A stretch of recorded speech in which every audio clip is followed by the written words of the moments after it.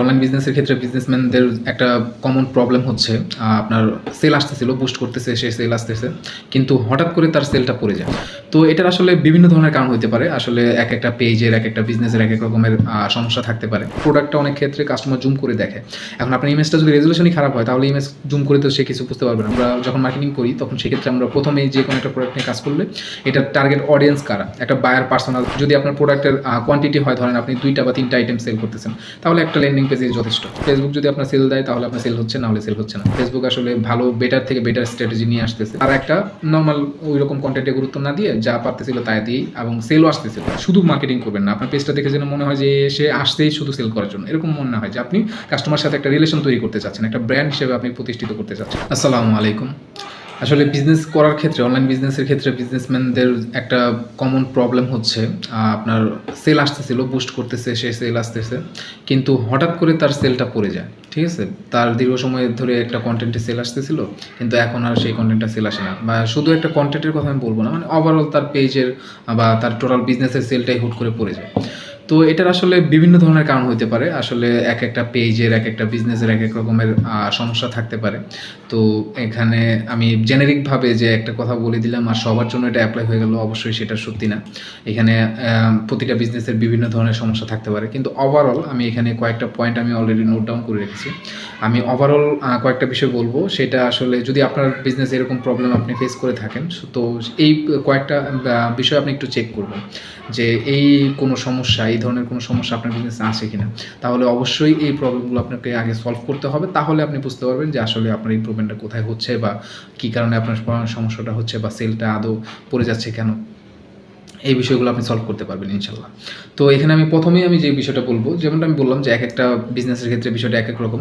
তো এমনিতে আপনার প্রথমেই যে বিষয়টা আপনার চেক করতে হবে যে আপনার পেজে স্পেসিফিক কোনো সমস্যা আছে কিনা। যেমন সেটা হতে পারে আপনার পেজের যে সিটিংসের ক্ষেত্রে কোনো কিছুতে ঝামেলা আছে কিনা, বা আপনি বুস্টগুলো করতেছেন সেগুলোকে আপনি প্রপারলি বুস্ট করতেছেন কিনা, বা কাউকে দিয়ে যদি করান তার সাথে আপনি কথা বলতে পারেন যে আপনার পেজে কোনো এসইও রিলেটেড বা আপনি বিভিন্ন কন্টেন্টগুলো দিতেছেন সেগুলো কি আপনার প্রপার রেজুলেশন, ভালো রেজুলেশনের আছে কিনা। যেমন ধরেন আপনার অনেক ক্ষেত্রে কী হয়, আপনার একটা ইমেজ দিলেন, ইমেজটা খুবই বাজে, যে আপনি যখন কাস্টমার স্ক্রল করতেছে এটা জুম করে দেখতেছে। যেমন ধরেন স্পেশালি আপনি যদি ক্লোদিং বিজনেসে আপনি কাজ করেন, ক্লোদিং বিজনেসের ক্ষেত্রে কী হয়, প্রোডাক্টটা অনেক ক্ষেত্রে কাস্টমার জুম করে দেখে। এখন আপনার ইমেজটা যদি রেজুলেশনই খারাপ হয়, তাহলে ইমেজ জুম করে তো সে কিছু বুঝতে পারবে না, বা তার জিনিসটা ভালো লাগবে না। প্রোডাক্টটা ভালো, তারপরেও তার ভালো লাগছে না, কারণ কি, আপনার ইমেজটাই খারাপ। তো এই বিষয়গুলো আপনার খেয়াল করতে হবে প্রথমেই, যে আপনার পেজে এবং প্লাস কন্টেন্ট, এই বিষয়গুলো আপনার সাজানো গোছানো ঠিক আছে কিনা, আপনার লোগোটা ঠিক আছে কিনা, আপনার কী বলা যায়, ক্যাপশনগুলো দিতেছেন সেগুলো ঠিক আছে কিনা, আপনার যে কভার ফটোটা বানিয়েছেন সেটা ঠিক আছে কিনা, এই বিষয়গুলো সুন্দরভাবে সাজানো আছে কিনা। তার পরবর্তীতে আপনি যেটা দেখবেন, আপনার পরবর্তীতে আপনি যে মার্কেটিং করতেছেন সেটার জন্য আপনার অডিয়েন্সগুলোকে আপনি গুছিয়ে ম্যানেজ করে নিয়েছেন কিনা। অর্থাৎ আপনি একটা বায়ার পার্সোনা, আমরা যখন মার্কেটিং করি তখন সেক্ষেত্রে আমরা প্রথমেই যে কোনো একটা প্রোডাক্ট নিয়ে কাজ করলে এটার টার্গেট অডিয়েন্স কারা, একটা বায়ার পার্সোনা, এটাকে পার্সোনা বলা হয়। মানে যেমন ধরেন আপনার কত বয়সের মানুষ ইন্টারেস্টেড হতে পারে, কোন জায়গার মানুষগুলো ইন্টারেস্টেড হতে পারে, কোন ধরনের মানুষ, যেমন ধরেন শিক্ষিত মানুষ বা একটু মোটামুটি পড়াশোনা করেছে যারা, তারা কিন্তু যেই জিনিসগুলো পছন্দ করে। একেবারে গ্রামের মফস্বলে যারা খুব বেশি শিক্ষিত না, তারা কিন্তু ওই সেম প্রোডাক্টটা বা তাদের রুচিটা সেম না। তো সেই জন্য আপনার প্রোডাক্ট অনুযায়ী আপনার কাস্টমার অডিয়েন্সটা আপনার প্রথমেই সিলেক্ট করতে হবে, এবং তাদের অনুযায়ী আপনার মার্কেটিংটা করতে হবে, সেই অনুযায়ী আপনার কাস্টমার সিলেক্ট করতে হবে। তো এটা খুবই ইম্পর্টেন্ট। এটা যদিও আপনার অ্যান্ড্রোমেডার ক্ষেত্রে এখন আমরা বলে থাকি যে অডিয়েন্সটা খুব বেশি ম্যাটার করে না, কন্টেন্ট ভালো দিলেই হয়, কিন্তু কন্টেন্টটাও তো আপনার ওইভাবেই বানাতে হবে, তাই না। আপনার যে কাস্টমার, সেই কাস্টমারটা যদি আপনি নাই বুঝেন, আপনি ধরেন কথার কথা আপনি বোরখা বিক্রি করতে চাচ্ছেন, ঠিক আছে। এখন আপনি বোরখা নর্মালি খুব বেশি মডার্ন, আধুনিক, একেবারে আপনার যে কী বলে ফরেন কালচার মেনটেন করে, তারা তো অবশ্যই বোরখা পরে না। এখন আপনি কন্টেন্টটা এরকমভাবে বানালেন যে ফরেন কালচারের সাথে যাচ্ছে বেশি, তো সে তো অবশ্যই বোরখাটা পছন্দ করবে না। তো এখন আপনার ফেসবুক যদি তাদের কাছে নিয়ে যায়, তাহলে তো এই আপনার বোরখাটা সেল হবে না।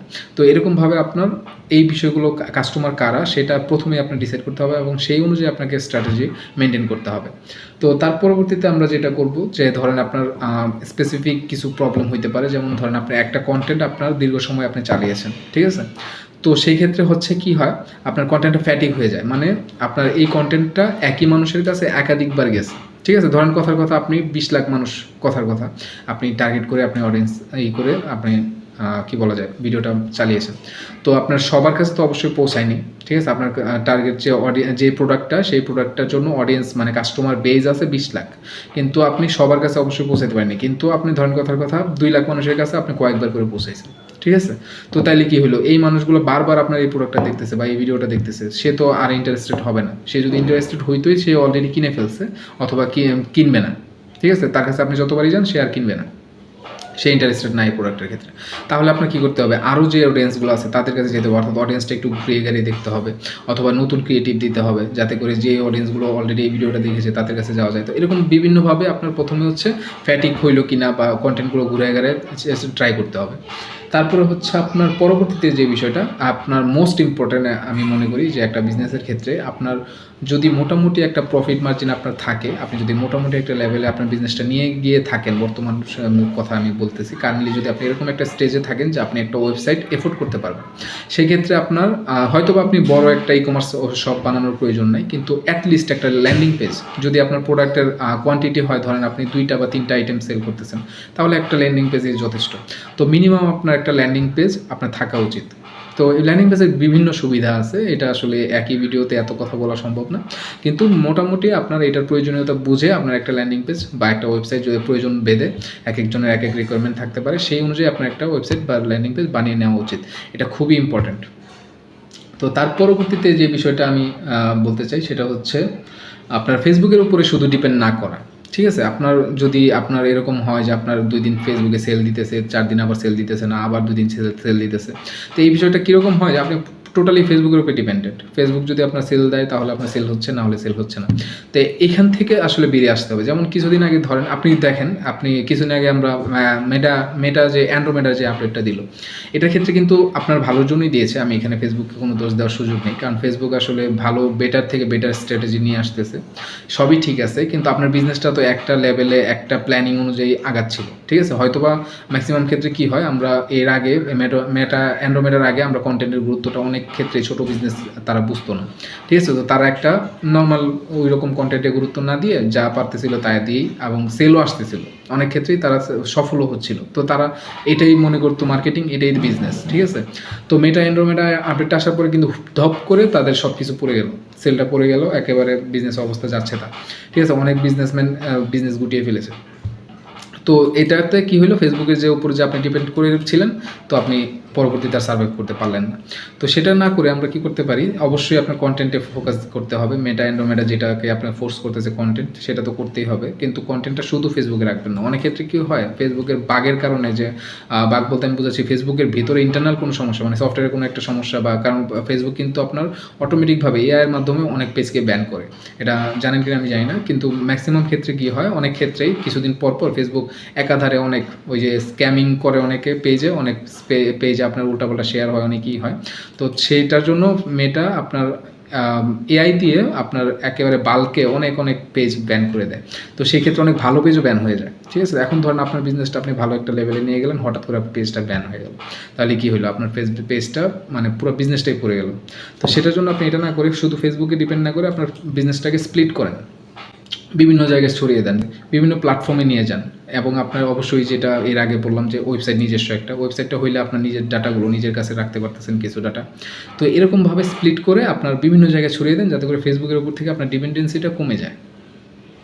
তো তারপরে হচ্ছে আপনার সর্বলাস্ট, এবং এটা হচ্ছে আরও একটা গুরুত্বপূর্ণ বিষয়, সেটা হচ্ছে আপনার অর্গানিক মার্কেটিং। আমাদের বিজনেসম্যানরা দেখা যায় অর্গানিক মার্কেটিং অনেকে আসলে এটার সাথে পরিচিত না, আবার অনেকে এটার গুরুত্ব বুঝে না, মনে করে যে এটা খুব বেশি প্রয়োজন নেই। আসলে অর্গানিক মার্কেটিংটা আপনার বিজনেসের সেলটা ধরে রাখার জন্য, যেমন ধরেন আপনি বুস্ট করতেছেন, সেল আসতেছে, কিন্তু আসলে বুস্ট এটা আসলে একটা দিক দিয়ে ভালো, আমাদের বিজনেসম্যানরা অনেকেই বোঝে যে ফেসবুকে বা যে কোনো একটা প্ল্যাটফর্মকে টাকা না দিয়ে আপনি টাকা দিয়ে প্রমোশন না করে সেল আনা সম্ভব না, এটা ভালো একটা মেন্টালিটি।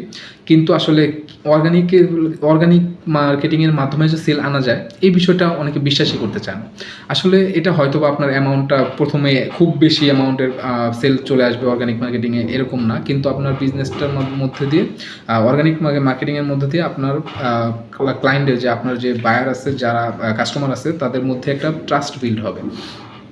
যেমন ধরেন অর্গানিক মার্কেটিংটা আপনি কী রকম করতে পারেন। অবশ্যই আপনাকে প্রথমে কন্টেন্ট ক্রিয়েশনে যেতে হবে না। কন্টেন্ট ক্রিয়েশন বলতে আমরা যেমন বুঝাই যে একটা সেটআপ নিয়ে, স্টুডিও নিয়ে, অনেক কিছু নিয়ে তারপরে আপনি ভিডিও বানাচ্ছেন। এরকম করার প্রয়োজন নেই। আপনি নরমাল ভিডিও দেন। নরমাল ভিডিও কীরকম? যে আপনার রেগুলার প্রোডাক্টগুলো যাচ্ছে, আপনি কাস্টমারের রিভিউ, আপনি কাস্টমার থেকে ডিরেক্ট চাইতে পারেন রিভিউ পোস্ট করেন। মানে বিভিন্ন ধরনের প্রতিনিয়ত কিছু না কিছু, শুধু প্রোডাক্টের ভিডিও দিবেন না। আপনি পাশাপাশি আলাদা বিভিন্ন ধরনের কিছু ভ্যালু ক্রিয়েট করার মতো ভিডিও দিয়ে যান, বা অন্য ইমেজ দিয়ে যান। যেটাই হোক, আপনার পেজটাকে স্প্লিট করেন, একটা সপ্তাহকে আপনি ভাগ করেন যে এই দিন এইরকম পোস্ট যাবে, ওই দিন এরকম পোস্ট যাবে, এরকমভাবে ভাগ করে বিভিন্ন ধরনের ভ্যারাইটি অফ কন্টেন্ট আপনি পেজে রাখেন, বা অন্যান্য প্ল্যাটফর্ম যেভাবে বললাম, যে এভাবে গুছিয়ে একটা শুধু মার্কেটিং করবেন না। আপনার পেজটা দেখে যেন মনে হয় যে সে আসতেই শুধু সেল করার জন্য, এরকম মনে না হয়, যে আপনি কাস্টমার সাথে একটা রিলেশন তৈরি করতে চাচ্ছেন, একটা ব্র্যান্ড হিসেবে আপনি প্রতিষ্ঠিত করতে চাচ্ছেন জিনিসটাকে। তো এরকম অর্গানাইজ করে যদি আপনি করেন, ইনশাল্লাহ আপনার বিজনেসটা হুট করে পড়ে যাওয়া বা হুট করে সেল না আসার যে একটা প্রবলেম, সেই প্রবলেমটা অনেকাংশেই সলভ হয়ে যাবে ইনশাল্লাহ। তো আশা করি এই ভিডিওটা দেখে আপনার যদি এই টপিকগুলো আপনি ইমপ্লিমেন্ট করেন আপনার বিজনেসে, অবশ্যই ইনশাল্লাহ ভালো কিছু পাবেন। আসসালামু আলাইকুম।